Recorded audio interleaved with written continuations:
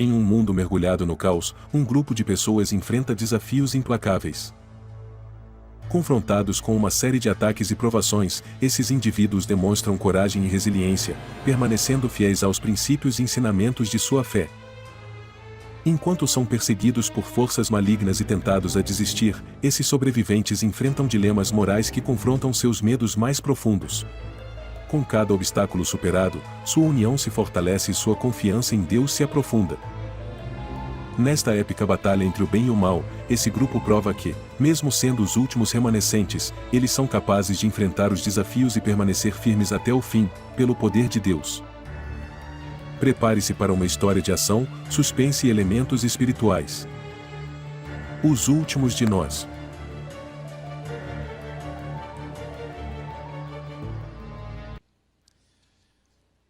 Saúdo a igreja com a graça e a paz do nosso Senhor e Todo-Poderoso Salvador Jesus Cristo. Amém? É uma satisfação enorme estar aqui com vocês depois de alguns anos. Eu estive, se não me engano, em 2017, fazendo uma semana de oração aqui na igreja de vocês.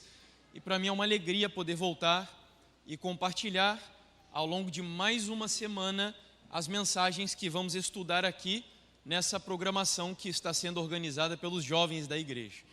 Quero agradecer de maneira especial ao convite feito pelo Rosildo e por toda a equipe da direção jovem, que na pessoa representada pela pessoa do Rafael, está organizando essa programação. E agradecer também ao pastor Samuel por ceder o púlpito da igreja, me dando a oportunidade de dividir as mensagens com vocês aqui durante esses dias. Bom, amigos, como já foi dito, eu sou Jefferson, eu tenho um ministério há alguns anos chamado Última Verdade Presente, é um ministério de produção de conteúdos nas redes sociais, mas principalmente um ministério de visitação das igrejas. Eu passo o ano fazendo programações como estas que teremos aqui, porém eu não sou pastor e obreiro da Igreja Adventista do Sétimo Dia. Eu não sou financiado, não sou pago pela igreja. O meu ministério é um ministério voluntário, eu me dedico a ele, passo o ano todo envolvido com atividades como esta, mas eu vivo com doações e ofertas que algumas pessoas acabam direcionando para o ministério, ofertas voluntárias. E tenho vivido assim ao longo de 7 anos pela fé, tendo o privilégio de poder estar aqui servindo a essa igreja que eu amo tanto, com a mensagem que é a mensagem mais importante de toda a minha vida. Eu espero que essa semana seja uma semana de bênçãos para todos nós. Aí está o título da nossa semana de oração, Os Últimos de Nós, e o tema de hoje, desta manhã, se chama Os Últimos Conselhos. Só para você ter um panorama geral do que veremos ao longo da semana, eu vou dizer para você aqui o tema de cada dia. Amanhã, por exemplo, o assunto será a última distorção. Na segunda-feira, aliás, eu quero dizer a você que se tiver que faltar algum dia nessa semana, por favor, não falte na segunda-feira. É um dos temas mais importantes que veremos ao longo dessa semana de oração. O título é Os Últimos Libertos. Em seguida, os últimos dias, a última salvaguarda, a última batalha, os últimos fiéis e, por fim, a última verdade presente. Bom, queria fazer um pacto com vocês. Já faz alguns dias que eu tenho orado por vossa igreja. E eu sempre faço assim, antes de me deslocar para as igrejas para onde eu vou pregar, eu sempre oro por elas durante alguns dias. E já faz um tempo que eu tenho orado por vocês. E eu queria pedir a vocês, já que esta é uma semana de oração, que você orasse por mim ao longo dessa semana. Podemos fazer esse compromisso? Por mim e pela igreja. Eu estarei orando por vocês e vocês orem por mim e pela igreja também. Não para que eu saia daqui a cada pregação recebendo elogios e sendo exaltado por vocês, não. Mas eu quero que vocês orem por mim por um objetivo, para que Deus use a minha vida, para que ao longo desta semana 2 coisas aconteçam. Primeiro, que o nome de Deus seja exaltado no púlpito dessa igreja. Segundo, que em nome de Jesus você seja edificado pela pregação da palavra de Deus. Ore por mim. E ore por minha esposa que ficou em casa também, que não pôde me acompanhar durante essa semana. Bom, amigos, sem mais delongas, quero convidá-los a fechar os olhos, assim como vocês estão, para nós falarmos com o nosso Deus antes de abrirmos a palavra. Oremos.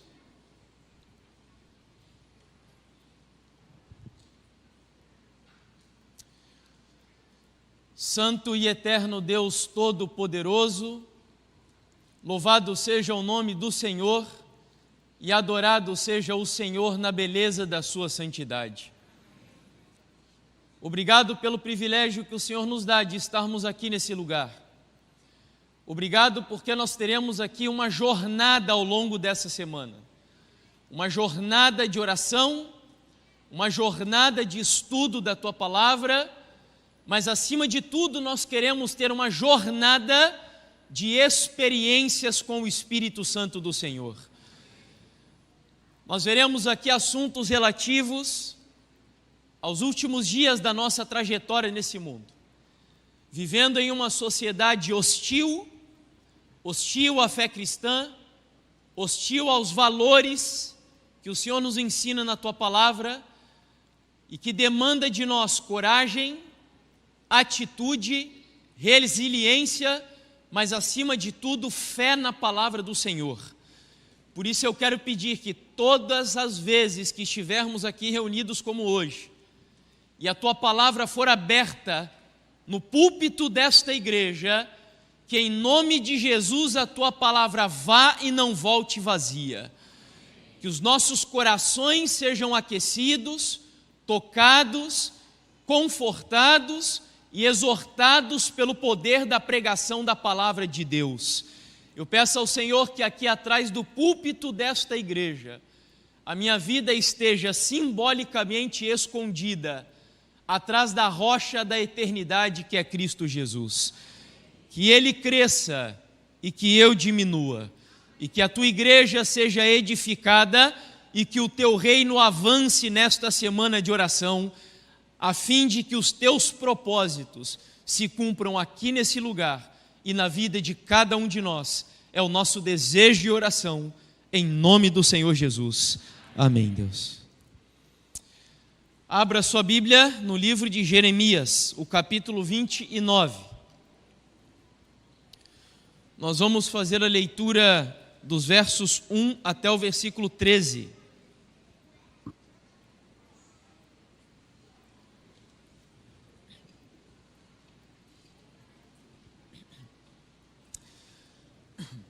Jeremias capítulo 29, versículos 1 ao 13. Diz assim: são estas as palavras da carta que o profeta Jeremias enviou de Jerusalém ao resto dos anciãos do cativeiro, aos sacerdotes, aos profetas e a todo o povo que Nabucodonosor havia deportado de Jerusalém para a Babilônia. Isso aconteceu depois que saíram de Jerusalém o rei Jeconias, a rainha mãe, os oficiais, as autoridades de Judá e Jerusalém e os carpinteiros e ferreiros.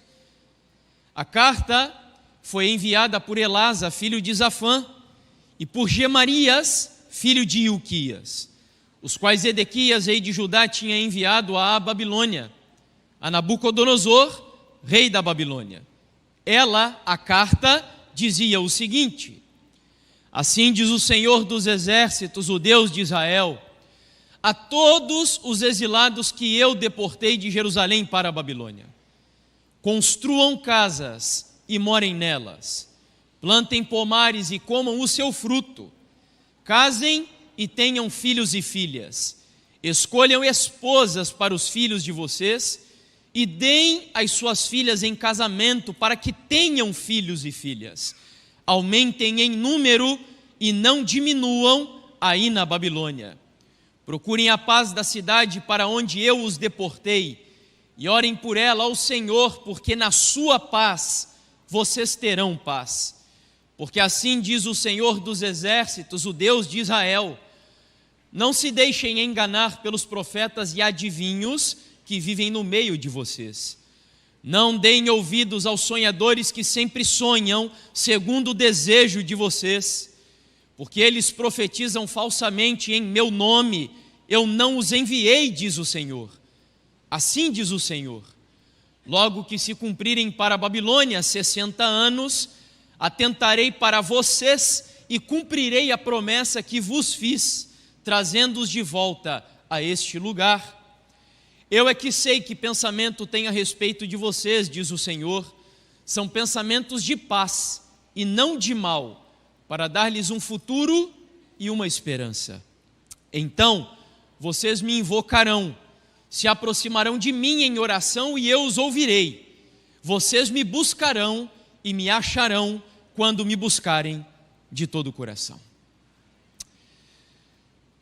O texto que nós acabamos de ler nos leva ao período final da história da monarquia do povo de Deus.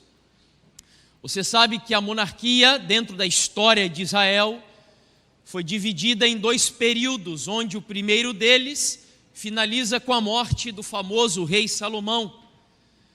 Depois da sua morte, o reino do povo de Deus foi dividido entre o reino de Israel, que também é conhecido como o Reino do Norte, habitado por 10 das 12 tribos de Jacó, e que foi destruído no ano 722 a.C. pelos assírios. Por sua vez, a outra parte do reino era chamado de Reino de Judá, ou então Reino do Sul, habitado por 2 das 12 tribos de Jacó. A capital desse reino era a cidade de Jerusalém. E por sua vez, o reino de Judá foi conquistado pelos babilônicos apenas no ano 605 a.C., porque houve uma criança chamada Josias que fez uma reforma tão profunda no reino que adiou a execução dos juízos de Deus sobre o reino de Judá. Eu me refiro a Josias. No entanto, quando Josias morreu e paulatinamente o povo foi se degradando mais uma vez e incorrendo no pecado da idolatria, Deus usou a Babilônia e Nabucodonosor como vara da sua ira sobre Jerusalém. E a Bíblia diz que no ano 605, Nabucodonosor cercou a cidade de Jerusalém. E ele ainda não destruiu a cidade de Jerusalém, mas ele conquista o território, subjuga o povo de Jerusalém e leva para a Babilônia os jovens mais proeminentes do reino de Jerusalém, entre os quais estava Daniel e os seus amigos, que nós conhecemos bem a história. Mas no ano 597 a.C., por causa da rebelião do rei de Judá, Nabucodonosor volta a Jerusalém, invade Jerusalém, queima a cidade de Jerusalém e agora leva cerca de 50.000 pessoas escravas para a Babilônia, entre os quais estava o próprio rei, homens e mulheres habilidosos, artesãos, enfim. E este povo que foi levado à Babilônia, o povo de Deus, tinha um grande desafio agora, porque Deus desejava que o povo vivesse ali na terra do seu cativeiro a vida que Deus criou para que eles vivessem ali, porque embora eles estivessem em um contexto pagão, em uma civilização com uma visão de mundo contrária aos valores que eles haviam aprendido de Deus, Deus gostaria que eles se desenvolvessem ali, que eles trabalhassem na Babilônia, estudassem na Babilônia, constituíssem família na Babilônia. Mas o povo de Deus, com uma visão equivocada sobre a vida que eles deveriam viver na terra do seu cativeiro, começaram a viver uma vida de ociosidade. Não queriam trabalhar, não queriam estudar, Além do mais, o Salmo 137, caso você queira depois verificar o conteúdo do Salmo, foi escrito justamente nesse contexto que nós acabamos de ler. Diferente do que nós pensamos como cristãos, o povo judeu era um povo extremamente feliz. Nós temos uma visão do povo judeu como um povo carrancudo, um povo ranzinza, rabugento. Não, o judeu era um povo feliz. Tão feliz que dentro do calendário judaico havia 7 festas, entre as quais tinham momentos de solenidade, mas também havia momentos de alegria, de canto, de muita comida, por sinal. E vivendo na Babilônia, os caldeus, conhecendo a história dos judeus, diziam para eles o seguinte: olha, onde está aquele povo de quem nós ouvimos dizer que tem contentamento, satisfação de viver, sentido de vida? Mas a Bíblia diz que o próprio povo de Deus pendurou as suas harpas nas árvores da Babilônia, porque eles se recusavam a cantar os cânticos de Sião enquanto estivessem em terra estrangeira. Nós pensamos muitas vezes que porque vivemos em um mundo de pecado, e eu gosto muito dessa visão que o C.S. Lewis apresenta, se não me engano é ele, onde ele diz que o pecado e o mal não cria nada por si mesmo. Na verdade, a maldade nada mais é do que a corrupção das coisas boas da vida que Deus criou para a gente viver. Por exemplo, o sexo é bom quando ele é praticado dentro dos propósitos de Deus. Mas o diabo, que não cria nada, só corrompe o que Deus faz, criou, entre aspas, a imoralidade sexual da nossa geração. Comer é bom ou não é bom? Sim ou não? É ótimo, foi Deus quem criou a comida. Só que a intemperança é obra de Satanás, distorcendo aquilo que Deus fez para ser bom na nossa vida. E o povo de Deus na Babilônia, que não entendia isso, achava que deveriam se excluir da vida comum. E Deus, então, nesse contexto, pega uma carta, ou melhor, chama o profeta Jeremias, e diz a Jeremias para que ele escrevesse uma carta orientando, aconselhando o seu povo sobre como eles deveriam viver na terra do seu cativeiro. Por isso o título da nossa mensagem é Os Últimos Conselhos. Porque Deus deu uma série de conselhos para o seu povo sobre como eles deveriam viver na Babilônia. E meus amigos, é lógico que nós não vamos estudar história aqui apenas. A minha intenção é pegar essa experiência que eu acabei de explicar para vocês e aplicar os princípios dela a mim e a você que vivemos nesta Babilônia chamada Brasil e planeta Terra no século 21. Porque eu não sei você. Eu tenho 7 anos de igreja adventista do 7º dia. E eu vou contar um pouco da minha história aqui para vocês, ao longo dessa semana, minha história de conversão. Mas eu não sei você. Eu acredito de todo o meu coração que em minha geração verei o céu sendo rasgado e Jesus vindo nas nuvens dos céus em poder e grande glória. Eu acredito nisso de todo o meu coração. No entanto, nós não podemos ignorar o fato de que, por exemplo, o primeiro pastor da Voz da Profecia aqui no Brasil, pastor Roberto Rabelo, já acreditava que Jesus voltaria na geração dele. Possivelmente os seus bisavós acreditaram nisso, os seus avós acreditaram nisso.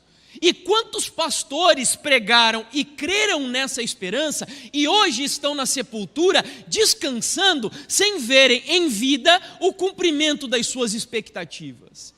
Com isso eu não quero desanimar você, porque eu acredito, mas com o que eu acabei de dizer, eu só queria trazer aqui à tona o seguinte: eu sei que Jesus virá, eu creio que Ele virá em breve, mas a minha intenção aqui nessa manhã é muito simples e direta. Como eu devo viver enquanto Jesus não vem para me buscar aqui nesse mundo? E eu vou sair do óbvio, porque o óbvio seria eu dizer para você que eu devo viver estudando a Bíblia, que eu devo viver orando, que eu devo viver frequentando a igreja. Isso é o óbvio. Nós vamos pegar os conselhos que Deus deu para o seu povo na Babilônia do Antigo Testamento e aplicar esses mesmos conselhos a mim e a você nos dias de hoje. Então vamos começar agora. Eu vou pedir a você que não feche a sua Bíblia. Vamos ver os últimos conselhos que Deus nos dá para vivermos aqui enquanto Jesus não vem. Vá comigo para Jeremias 29 de novo e voltemos ao versículo 1, de onde nós vamos extrair o primeiro conselho que Deus nos deu. Jeremias 29, o versículo 1 diz assim: são estas as palavras da carta que o profeta Jeremias enviou de Jerusalém ao resto dos anciãos do cativeiro. Só até aí. Primeira lição que nós vamos extrair aqui dessa passagem: este mundo, nas condições em que ele se encontra hoje, não é o destino final da sua vida. Nós estamos aqui de passagem. O mundo não é o seu lar. Não crie raízes aqui nesse mundo. Eu sei que você tem trabalho aqui, que você estuda aqui, que você tem perspectivas de vida aqui, e isso está muito bom, e nós veremos que é conselho de Deus para a igreja.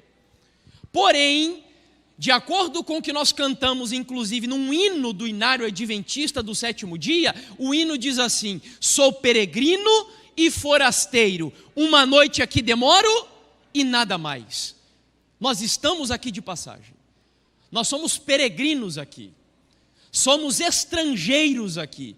Cativos aqui nesse mundo. Aliás, na Bíblia, aquele que melhor exemplifica para mim esse conceito que eu estou passando aqui para vocês é o profeta Daniel. Porque Daniel trabalhou na Babilônia, foi um político destacado na Babilônia. Porém, a Bíblia diz que 3 vezes ao dia Daniel se prostrava diante de Deus, abria a janela da sua casa e orava pela fé, olhando para onde? Você lembra? Jerusalém. Sabe qual é a lição que Daniel nos dá?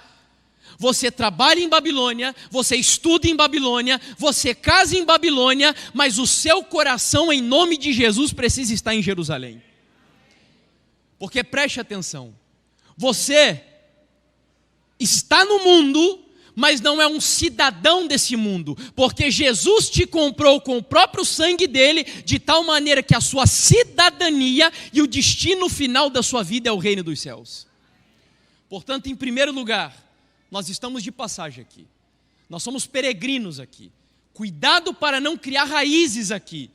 E quando eu digo cuidado, eu não estou falando de coisas pecaminosas. Preste atenção, Jesus fez o seguinte alerta no seu último sermão profético ao dizer: quando ele viesse, muitos estariam casando, dando-se em casamento, plantando e edificando, comendo e bebendo. Pergunto, é pecado fazer essas coisas que eu acabei de dizer? Alguma delas é pecado? Nenhuma é pecado. Sabe o que Jesus quis nos advertir com essas palavras? Tenha muito cuidado. Cuidado para não deixar que as coisas boas da vida ocupem o lugar daquelas que são essenciais. Essa é a lição aqui. Você trabalha, você estuda, você casa, constitui família, come e bebe. Mas em nome de Jesus, que o seu coração não perca o sentido alfa e ômega da sua vida. Você está de passagem aqui, mas em nome de Jesus é um cidadão do reino dos céus. Segunda lição. E esta agora vai equilibrar a primeira. Versículo 5. Versículo 5. Diz assim a Bíblia: construam casas e morem nelas, plantem pomares e comam o seu fruto. Olhe para mim aqui agora, por gentileza. Talvez o que você vai escutar agora você não tenha, ou não ouça com muita frequência dentro da igreja. O que Deus quer dizer ali para o seu povo é o seguinte: enquanto vocês vivem na Babilônia, não fiquem ociosos, produzam cultura, se desenvolvam aí, influenciem a sociedade na qual vocês estão vivendo e inseridos. Mas, irmão Jefferson, você está impondo ao texto o que o texto não está dizendo. Na teologia tem um termo técnico que se chama exegese, que é quando você interpreta o texto, não de acordo com o que o texto diz, mas impondo a sua visão ao texto. Será que o irmão Jefferson está fazendo isso? Não. Porque quando Deus diz ao povo que eles deveriam plantar, há uma lição ali, que de acordo com muitos teólogos, não exatamente da nossa igreja, mas de uma linha mais reformada, eles dizem que antes de Deus dar um mandato evangelístico para a igreja, há um mandato na Bíblia que eles chamam de mandato cultural. Ou seja, quando Deus criou Adão e Eva, a primeira ordem que Deus deu para Adão e Eva foi uma ordem de que eles deveriam produzir cultura aqui nesse mundo. Mas como assim, irmão Jefferson? Eu já li Gênesis várias vezes e eu nunca vi isso. Eu explico para você. Quando Deus diz para Adão que ele deveria lavrar a terra e cultivar o solo, a palavra cultivar te lembra de que palavra? Cultura. Aliás, a própria palavra agricultura é uma palavra derivada da palavra cultura. Porque para aqueles que não sabem, de maneira bem simples e objetiva, criação é o que Deus faz.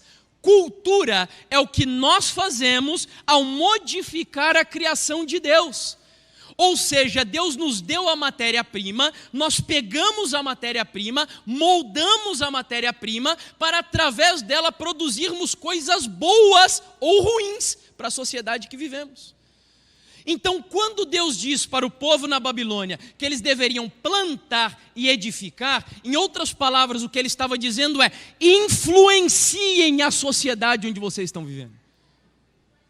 Produzam cultura aí. E meus amigos, esse assunto é tão sério que eu me arriscaria a dizer que é um dos assuntos mais necessários sobre os quais a igreja deveria estar refletindo nos dias de hoje. Porque aqui no Brasil e no Ocidente, nós vivemos hoje uma guerra cultural contra os valores cristãos, talvez como nunca antes visto na história, desde a época em que as tribos bárbaras invadiram a Europa Ocidental. E eu poderia citar vários exemplos aqui para vocês. Não vou citar por causa do tempo. Mas esses dias, por exemplo, chegou para mim um vídeo da filha do Gilberto Gil desconstruindo completamente os valores do casamento monogâmico de acordo com o ensinamento bíblico. Dizendo que o casamento apenas entre duas pessoas é uma construção social influenciada por uma visão retrógrada, em outras palavras, e atrasada, que não cabe mais no nosso mundo de hoje. Ou seja, é possível um casamento ser a constituição de 3, 4, 5, 6, ou seja lá quantas pessoas quiserem se casar. Outro exemplo que eu acho que é um dos mais patentes diante de nós aqui no Brasil: olhe para a música. Música. Não pensem vocês que o Brasil não tem música boa. O Brasil tem muita música boa. Muita música boa. Mas aquilo que hoje aqui no Brasil é considerado como cultura brasileira, o funk, meus amigos, olha, eu vou dizer algo para vocês. Eu sou carioca, eu moro no Paraná já há muito tempo, mas eu fui criado numa favela no Rio de Janeiro. E no meu contexto de criança, infância, enquanto eu vivia na favela, eu ouvia música funk. Eu gostava muito de funk, por sinal. E isso me influenciou tanto que na minha adolescência, para você ter ideia, eu até dançava funk. Lembra da época da Eguinha Pocotó e do bonde do Tigrão? Lembra disso? Né? Tenham misericórdia de mim, não tenta imaginar o irmão Jefferson dançando funk, por favor, meus amigos. Né? Mas eu dançava funk, eu gostava de funk. Só que tem um detalhe. Eu lembro que na minha infância tinha alguns funks que se tocavam lá dentro da favela, que a gente chamava de proibidão, que eram os funks com a letra pesada, imoral, muito palavrão, e que não se ouvia na sociedade, apenas em lugares marginalizados e proibidos dentro da favela. Só que hoje, aquilo que está sendo tocado nas rádios do Brasil, aquilo que o povo inclusive celebrou, quando no Spotify, uma das maiores representantes do funk aqui no Brasil hoje, alcançou o topo no mundo, E os brasileiros estavam em polvorosa, alegres, porque no mundo nós estávamos agora em primeiro lugar por causa de uma música que é tida como cultura popular brasileira. E sabe, eu fui olhar o conteúdo da música. Sabe o que a música ensinava? Erotização, prostituição, imoralidade sexual e etc. Ou seja, amigos, nós estamos no meio de uma guerra cultural. E no meio dessa batalha cultural, Deus diz que a igreja deveria agir para influenciar a sociedade. Vejam qual é o grande desafio que nós temos aqui. Deixa eu ligar aqui o slide, o passador, melhor dizendo. Aí está. Vejam qual é o grande desafio que nós enfrentamos como igreja hoje. Diz aí o autor do livro A Visão Transformadora. Infelizmente, os cristãos têm sido seguidores da cultura em vez de quê? Formadores da cultura. Esse desafio explica por que razão há alguns meses, já vários meses, melhor dizendo, um grupo musical da nossa igreja muito famoso produziu um estilo musical, ou melhor, produziu uma música, reproduziu, melhor dizendo, uma música com um estilo que faz parte da cultura brasileira, mas é um estilo, no mínimo, duvidoso, que é o samba. Por que razão nós estamos vendo coisas dessa natureza acontecer? Porque, como diz aí o texto, os cristãos, ao invés de serem formadores da cultura, estão sendo, de alguma forma, seguidores da cultura. Deixa eu explicar para você isso na prática. Você nunca se perguntou o que seria do mundo que você vive se não fossem os cristãos? Você já parou para pensar, se o cristianismo não existisse no mundo, como seria o mundo hoje, caso o cristianismo não existisse? Eu vou dizer para você. Primeiro, para quem é da área das artes aqui, designer, ou ainda um arquiteto, Rembrandt. Rembrandt é simplesmente um dos maiores artistas que a Europa já produziu. E ele era cristão, pintor holandês extremamente famoso.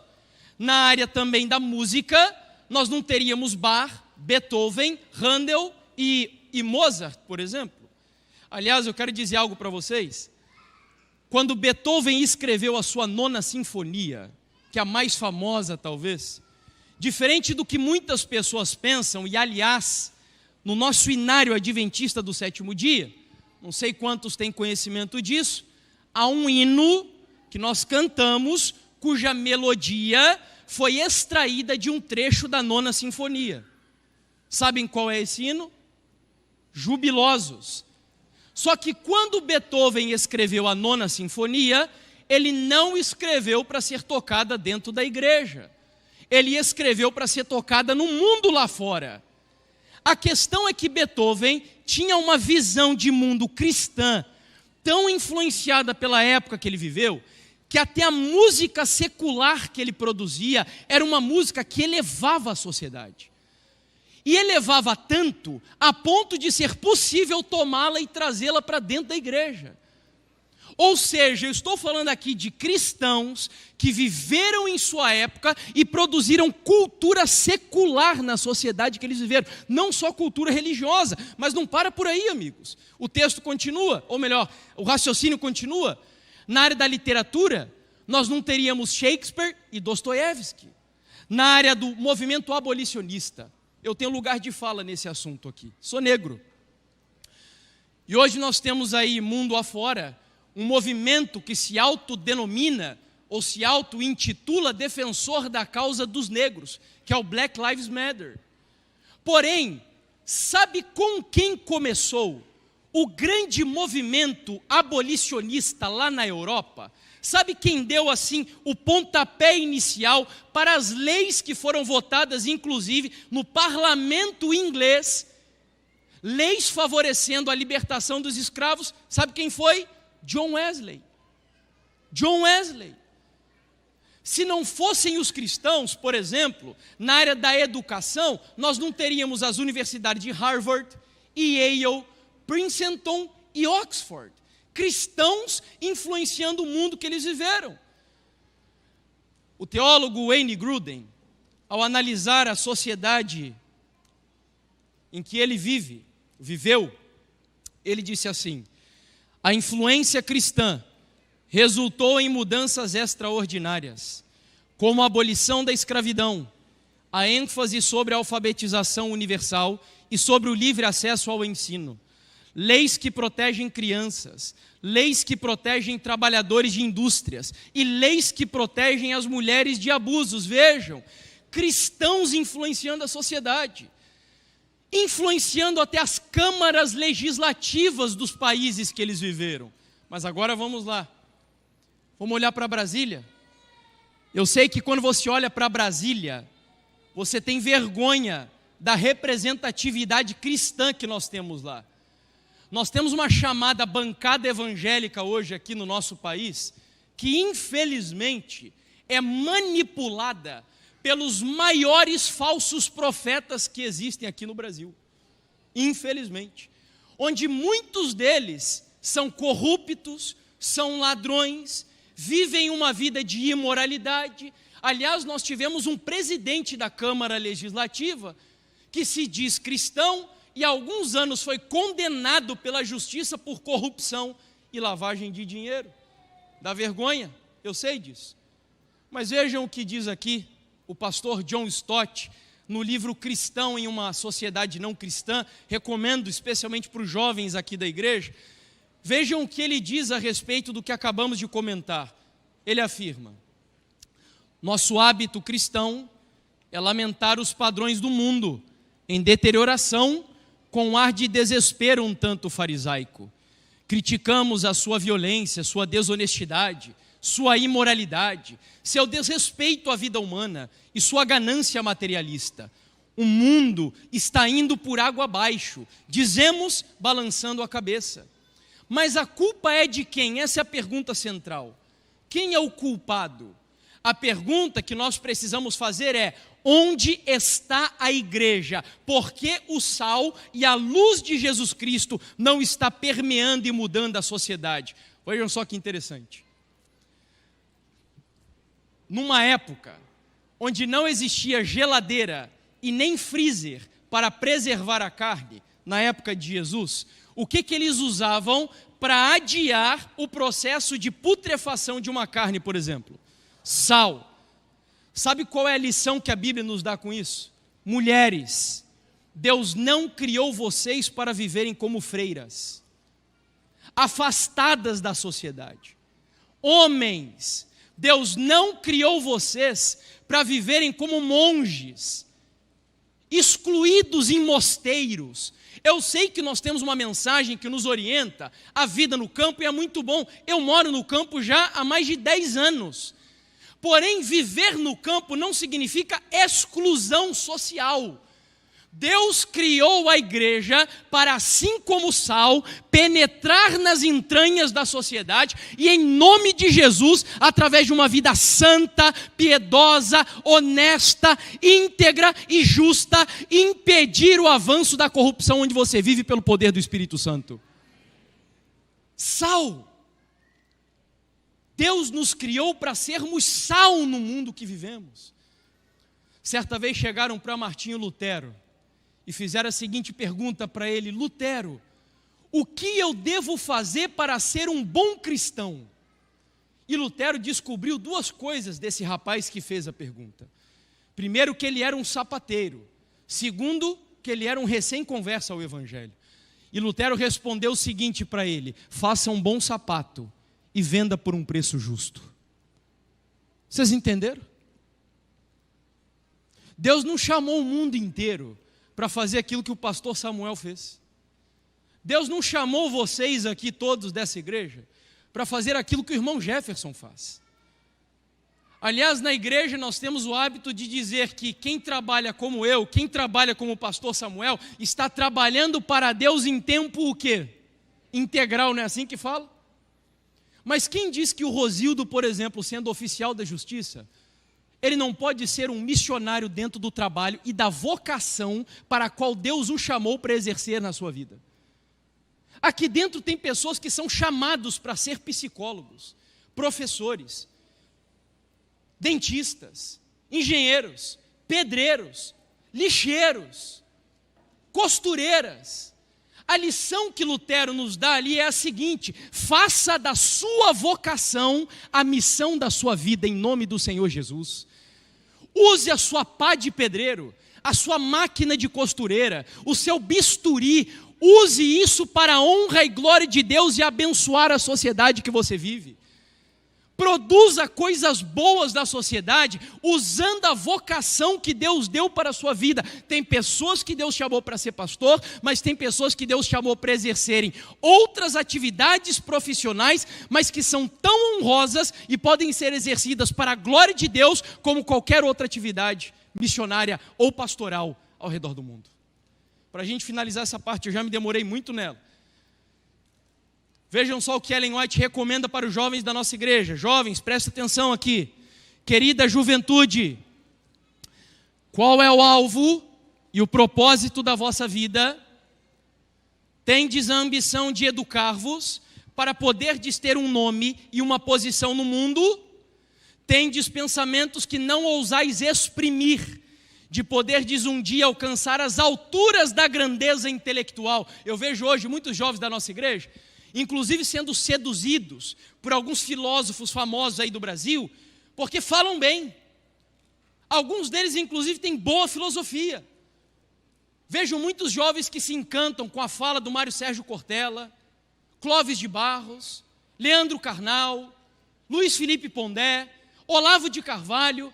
Mas veja, Deus não nos criou para sermos caudas da sociedade. Deus chamou você, jovem, adventista do sétimo dia, para ser cabeça na sociedade que você vive. Não é só para ser papagaio repetindo ideias de outros e muitas vezes ideias distorcidas. Deus te chamou para formar a mentalidade da sociedade que você está vivendo. E ela ainda continua: de poder desassentar-vos em conselhos deliberativos e legislativos, cooperando na elaboração de leis para a nação. Nada há de errado nessas aspirações. Podeis cada um de vós estabelecer um alvo.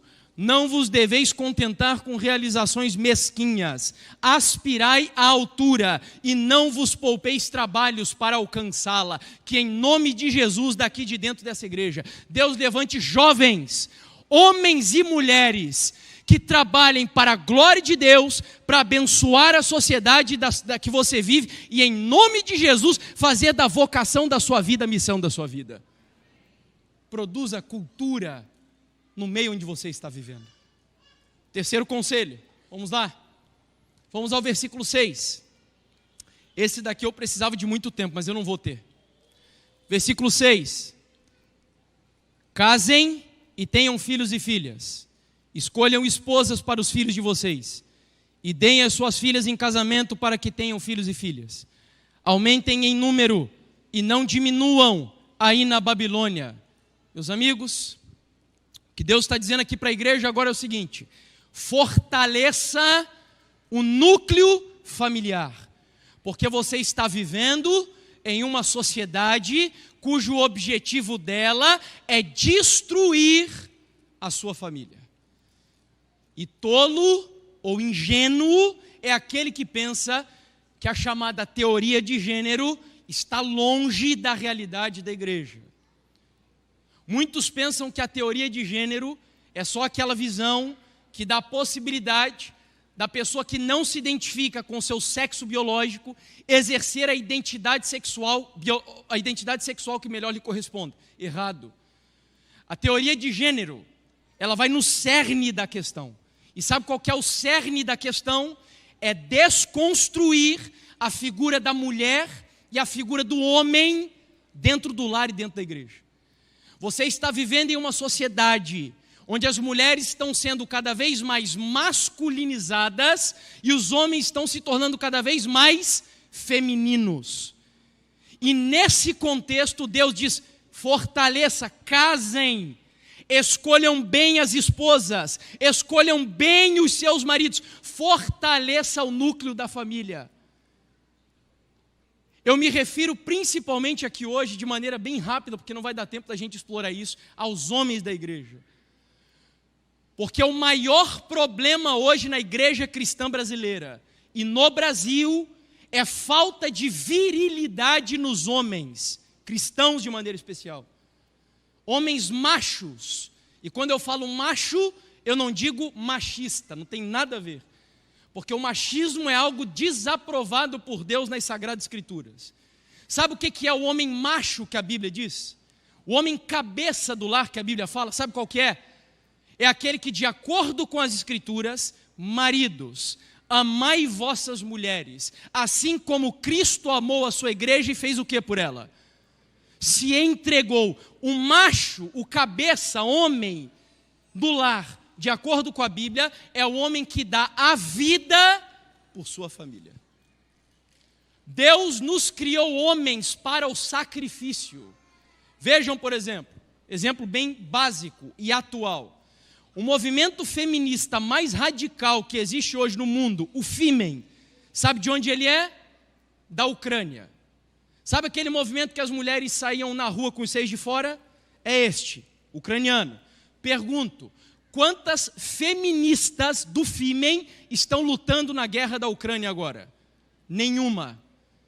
Aliás, qual foi o primeiro grupo de pessoas que os ucranianos deixaram sair da Ucrânia antes da guerra começar? Qual foram? Mulheres e o quê? Crianças. Quando o Titanic estava afundando, qual foram os 2 grupos de pessoas que puderam se salvar antes do navio afundar? Qual foram?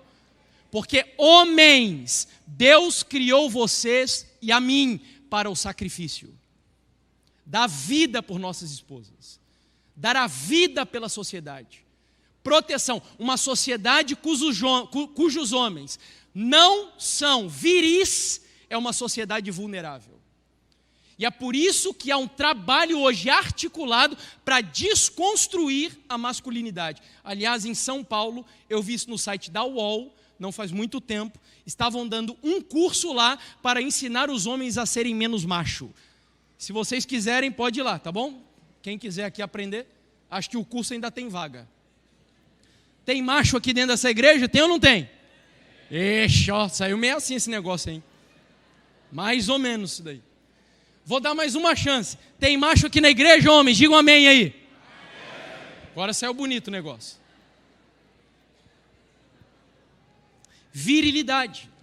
Olha, não me interpretem mal, tá? Não me interpretem mal. Nós saímos de um extremo e caminhamos para outro extremo. Veja, qual que era o modelo de homem na década de 90? Vocês lembram? Sylvester Stallone, Chuck Norris, até hoje tem meme do Chuck Norris aí nas redes sociais, não tem? Né? O Arnold Schwarzenegger, o homem másculo. Eu não estou dizendo que esse é o certo, mas nós saímos disso daqui, e qual que é o modelo de homem hoje? Luan Santana, Justin Bieber, Fiuk e Vitão. Homem. Modelo de homem. Amigos, nós estamos vivendo em uma sociedade que está trabalhando para desconstruir a visão correta de masculinidade. Não é para ser machista, mas também não é para o homem abrir mão das suas características viris. E nesse contexto, eu não estou exagerando aqui, tá? Nós temos autoridades hoje do nosso Supremo Tribunal Federal que dizem de maneira categórica que o grande problema da democracia aqui no Brasil hoje são as famílias. E sabe por quê? Porque eles sabem que família perpetua 2 coisas que eles não querem que seja perpetuada. Pelo menos não na família geral. Na elite sim, mas no geral não. 2 coisas, sabe o que são? Propriedade privada e valores tradicionais. Uma outra autoridade do mesmo Supremo disse que os seus filhos não são propriedade suas, é propriedade do Estado e não das famílias. Portanto, abra os olhos. Deus nos diz, casem, tenham filhos e filhas, fortaleça o núcleo familiar. E Ele vai mais além ainda. Ele vai dizer que é para o povo aumentar em número na Babilônia, não é isso que Ele disse? Para aumentar em número, não é o que está ali? Sabe o que está acontecendo hoje no Ocidente? Influenciado pelo capitalismo egoísta também. Sabe o que está acontecendo aqui? Os casamentos hoje, principalmente casais jovens, por causa de uma vida egoísta, centrada em si, não querem mais ter filhos. Eu mesmo venho de uma igreja onde a maioria dos meus amigos, casais jovens de alguns anos, não querem ter filho mais. Porque filho gera problema, filho gera incomodação, você tem que acordar muito cedo, tem que fazer isso, tem que fazer aquilo, vai ter que deixar de às vezes fazer algumas coisas. Ou seja, nós não queremos mais ter filhos. Na Europa isso já é um assunto tão sério, eu estive pregando lá no ano passado, é um assunto tão sério, que em alguns países eles estão pagando para pessoas irem morar lá e terem filhos. Porque tem problema de previdência, por exemplo. E enquanto isso, nos países protestantes da Europa, sabe o que está acontecendo? Estão sendo dominados pelo islamismo. Sabe por quê? Porque o muçulmano não tem preguiça de ter filho. Deus diz, aumentem em número. Eu sei que alguns devem estar pensando assim agora, mas irmão, Ellen White diz que a gente não deveria ter filho. Errado, amigos. Inclusive eu desafio a quem estiver aqui a entrar no site do Centro White e ler o artigo que está escrito lá, explicando um texto ou dois no máximo, onde Ellen White orientou uma família de obreiros a não terem filhos, por causa de uma situação específica. Mas em momento nenhum Ellen White desestimulou a igreja a ter filhos. Aliás, só Ellen White teve quantos? Vocês sabem quantos filhos Ellen White teve? 4 filhos, amigos. 4 filhos. Em nome de Jesus, vamos parar de preguiça e vamos nos planejar e ter filho na igreja. Porque em toda a teologia bíblica, o pastor está aqui para não me deixar mentir, em toda a teologia bíblica, pastor, filho na Bíblia é sinônimo de quê, pastor? Bênção, amigos. Filho na Bíblia é sinônimo de bênção. Eu ainda não tenho filho. Eu vou completar 15 anos de casado agora no mês de setembro. Espera lá. O pessoal já está me condenando já, pastor. Você está falando do que não vive, irmão. Por quê? Né? A minha esposa e eu estávamos planejando ter filhos no ano de 2020. Alguns que me acompanham nas redes sociais aqui sabem o que aconteceu. Ela descobriu um câncer de mama. E aquilo mudou completamente os nossos planos. Hoje, graças a Deus, aproveito até para agradecer aqueles que oraram por ela. Eu creio que pela fé em nome de Jesus minha esposa está curada. E o médico já autorizou ela a ter filho. E eu falei para ela que nós vamos ter uns 4 pelo menos, irmãos. Bênção, quero bênção para o meu lar. Brincadeiras à parte, amigos. Quando Deus diz que o nosso núcleo familiar deve ser fortalecido, filhos dentro da família são bênçãos. E filhos educados nos caminhos do Senhor são bênçãos para a sociedade que você está vivendo. Vamos avançar? Me falta só 10 minutos. Eu acho que eu vou conseguir. Primeiro conselho que Deus nos deu. Olha aqui para mim. Primeiro conselho. Não crie raízes na Babilônia. Essa terra não é o seu lar.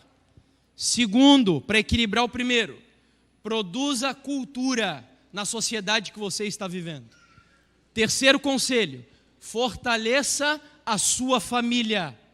Vamos ao quarto agora, e eu quero muito da sua atenção aqui de maneira especial, muito mesmo. Não se distraia. Versículo 7. Procurem a paz da cidade para onde eu os deportei, e orem por ela ao Senhor, porque na sua paz vocês terão paz. Olhe para mim aqui, por gentileza. Provavelmente, nós vivemos aqui no Brasil hoje um dos momentos mais delicados da história política do nosso país. O Brasil está literalmente dividido. E essa divisão afetou a igreja. Esta semana, eu fiz 2 publicações na minha página, falando sobre o cristão e a política, e meus amigos, eu apanhei de lulistas e de bolsonaristas. Porque o Brasil hoje está dividido entre esses 2 extremos, aqueles que creem que Lula é a solução, aqueles que creem que Bolsonaro é a solução, aqueles que dão a vida pelo comunismo e aqueles que dão a vida pelo capitalismo. Vamos olhar para o texto aqui agora, por gentileza. Primeira pergunta.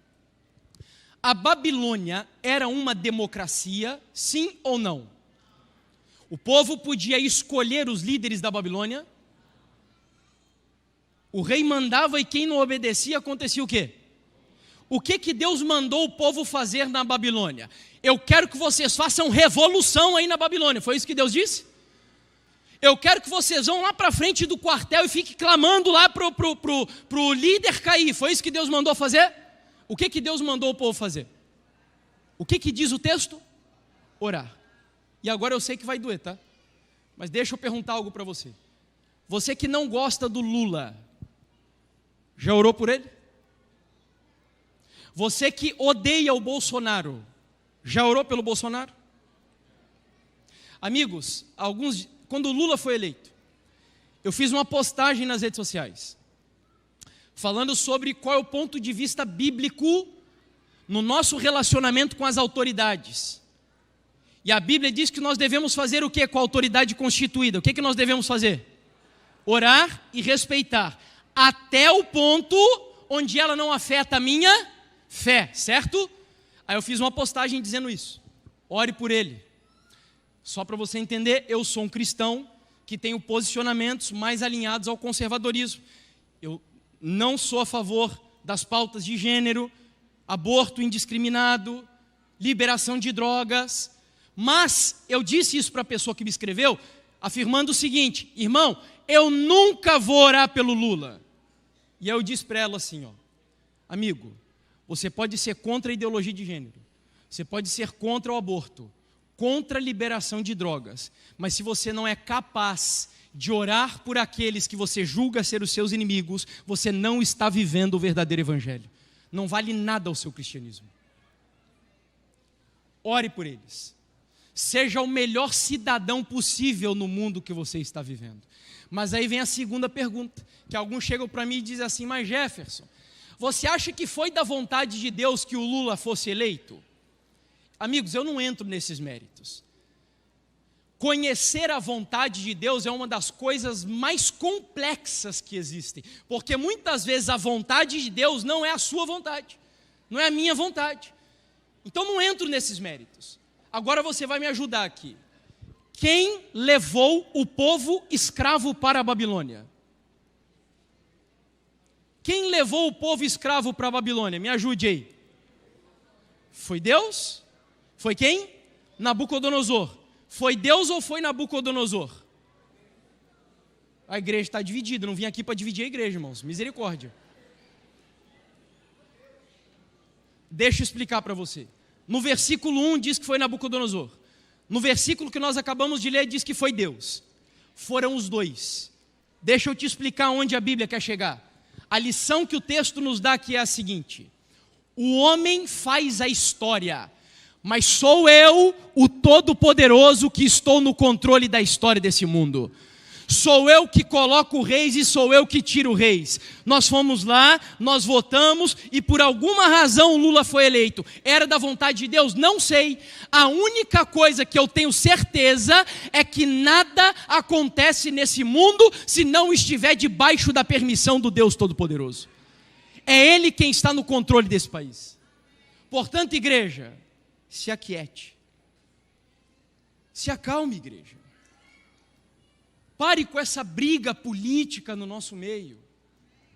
Confie na soberania de um Deus que está no controle da história. Essa é a grande lição da passagem. Agora, para a gente finalizar. Tinha alguns outros conselhos, mas eu vou pular para não estourar o meu tempo aqui. Depois você veja lá que Deus fala dos falsos profetas, e tem falso profeta entre nós. Tem falso profeta entre nós.